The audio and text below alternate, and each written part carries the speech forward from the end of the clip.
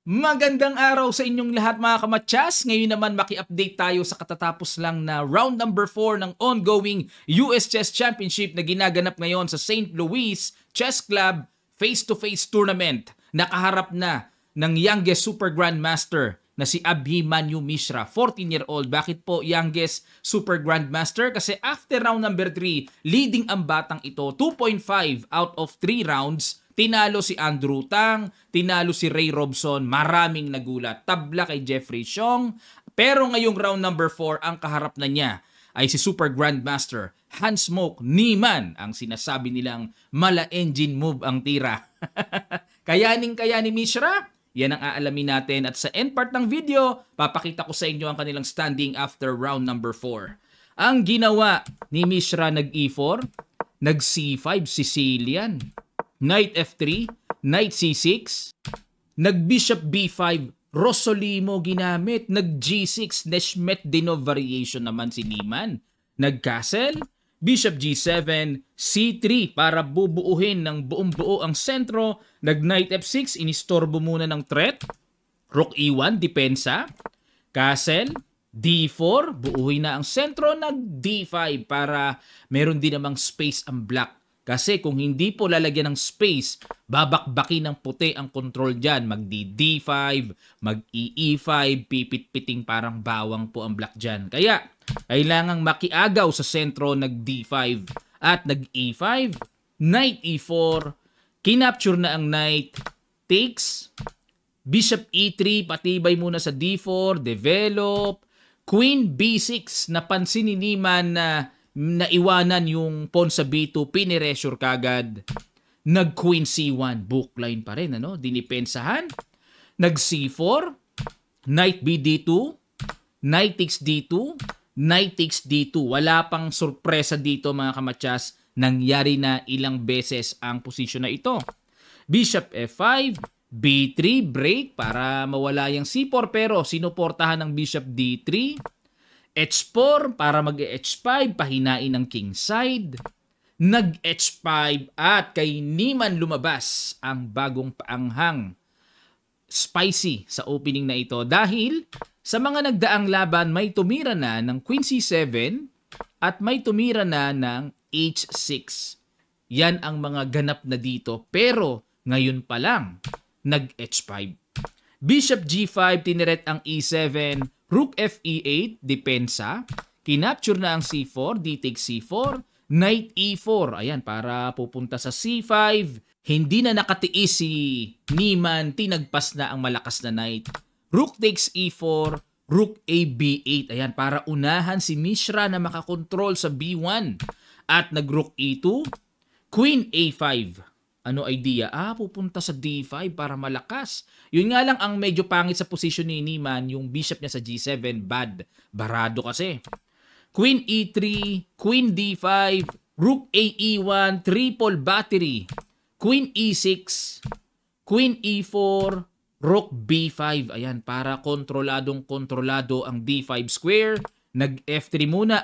Para mag-GG4. Oo nga, no? Sabay Rook G2. Pressure sa king side. Queen D5, naramdaman kagad ni Niemann ang gagawing forma ni Mishra. Gusto niya kagad mahuli ang queen. Queen F4, ayan. Kasi kapag nawala ang queen, medyo mahina ang dating ng atake. Pero pag may queen, ibang usapan yan. Malakas ang bayo niyan.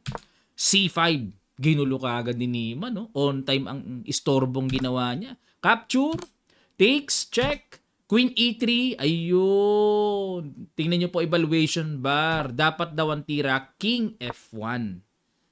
Ayan. Tapos mag-Rook EB8. Pero pabor pa rin sa black. Kasundong-kasundo ni Niemann ng engine Nag-Queen E3, Rook C8, ayun. Bad move naman ang tinira ni Niemann. Dapat daw ang tira, Queen C7. Ito naman yung time na kailangan na niyang umiwas sa queen to queen dahil, ayan, may threat siya, Rook takes E5. Pero, nag-Rook C8, kinain na, takes, at nag-E6. Kinapture lang, Rook E4. Bakit nag-Rook E4? Nabitin pa. Pag kinapture kasi ito, may Rook C1, makukuha yung pawn sa C4. Okay? Pero tinagpas pa rin ni Niemann. Rook C1, Bishop E5, takes yon. Naku, bad move ang bata. Dapat daw ang tira A4 muna. Mahirap nga lang maisip yung A4 na yan. Rook B7, ito continuation. Saka palang kakapture pero yung Rook C, yan ang pangkakapture, hindi yung Rook E. O, balik tayo. Sa Rook E, takes C4, takes, Bishop G3. Nako, para mamaya may mga kalikaliko check pero may harang pa naman ano, pero syempre nakakapagpasikip itong Bishop G3. Bad move ang binigay na grado ni Stockfish. Dapat daw Rook B1 check at haharang Rook C1, Rook B2. Control the second rank. Advantage for black. Okay, balik tayo sa Bishop G3, King F1, Rook B1 check. Nako, bad move na naman. Daming bad move ni Niemann na nagawa Dapat daw ang tira Rook B2. Ayun, threat lang ang pawn sa A2 tapos may mga check-check sa F2. Oo nga. Pero chumik kagad, Bishop C1. Nako, nagkakawindangan na. Wala nang time dito si Mishra pala. Dapat ang tira daw King E2.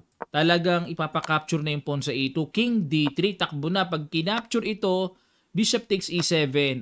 Makigulo na talaga. Para at least yung King aktibo. Pero dito kasi, Bishop C1, Rook A1, threat sa pawn, A4, Bishop takes H4. Ayun, napitasan ng pawn. Pag kinapture, bagsak ang Bishop sa C1. King E2, ilag sa pin. Rook A2, check.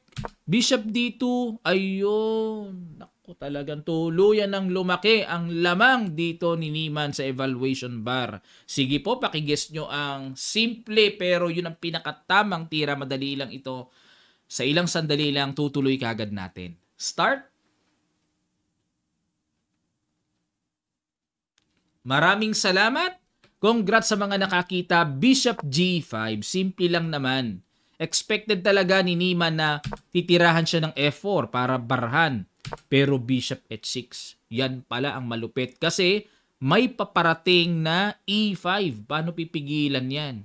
Pangpawala ng double pawn, pang-atake pa sa F4, hindi makapture-capture kasi babagsak ang Bishop.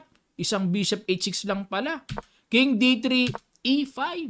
Another good move. G3, obligadong depensahan, capture, E5.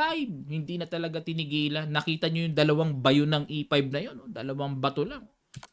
Check. King F7, check. King E6, kumapture, and nag-E takes F4. 3 versus 1. Sino mauuna? Check. King F5. Nako, ang bilis ng sablak. Rook A6, threat sa pawn. H4. Nako, yan namang isa pagaganahin. Binigay ang isa, wais oh. Pagaganahin yung isang pass pawn. Bishop B4, F3. Bishop C5, H3. Dalawa. At nag-Bishop E7. Ayan na. Talagang sinadya ni Niemann na pabagsakin ang bishop niya pero grabe naman kasi yung pass pawns niya eh. Capture, King F4. Papaano ngayon aawatin yan? Buti sana kung may Rook F8, punta sa likod, check, kuha, queen. Kaso pag promote, may check tempo pa. Walang time na makapunta sa likod at makacheck ng ganon. Resign si youngest super grandmaster. Grabe, ang dami nang na-break na record itong batang to, no? Youngest GM sa buong mundo at the age of, ilang taon ba yon? 12 years old ba? Tapos, youngest super GM dahil sa rating. Ngayon naman, yun lang. Bumigay kay Niemann. Baka yung live rating niya umatras ulit, maaring ganon. Bumalik uli sa 2,500. Pero makiki-update tayo sa kanyang live rating ha. Later on po mga kamatyas. Okay, ito naman ang standing nila after round number 4. Silipin natin. Nangunguna si Fabiano Caruana. 2 panalo. Tinagpas niya si Cirques at si Xiong. 2 tabla kina Dominguez and Aronian. Niemann dahil nanalo 2.5, nakitied siya kina Shankland and Abhimanyu Mishra. Okay, and Dominguez, Wesley So, si Wesley po puro tabla. 4 games, umuulan ng tabletas. Aronian, Shankland, tagdo 2. Mula kay Cirques, Xiong Andrew Tang, 1.5 points, and Robson sa pinakahuli. Ito naman kay Wesley, mga kamatsas, pag naman nanalo ito, biglang angat naman yan. Nag-aabang lang ng tamang putok yan, hindi pa pumuputok eh. Tabla-tabla lang eh. No? Safety lang muna si Wesley eh. Pero abangan natin, malay nyo mga kamatsas. Okay, ang abangan ko dito ay si Mishra din and si Niman. Nako, kapapasok pa lang ni Niman, nasa taas na. Baka yan pa mag-champion ha. Patutunayan ni Niman na, ano sinasabi nyong engine ha? Face-to-face tournament to. Ano sinasabi nyo? Championing ko to. Baka ganun, Nako, lalong kakabahan si Magnus niyan. Okay, maraming salamat po sa mga gustong mag-avail ng ating Kamatsas merchandise. Click nyo lang ang link na nasa comment section down below para makapamili po kayo. Iba-iba ang ating merchandise. Chess sets, chess clocks, bahala na po kayong pumili. Papadala namin sa inyo door to door. Pwede natin pirmahan, depende po sa inyong mga request. Maraming salamat. Magkita-kita pa tayo sa mga susunod pang chess updates.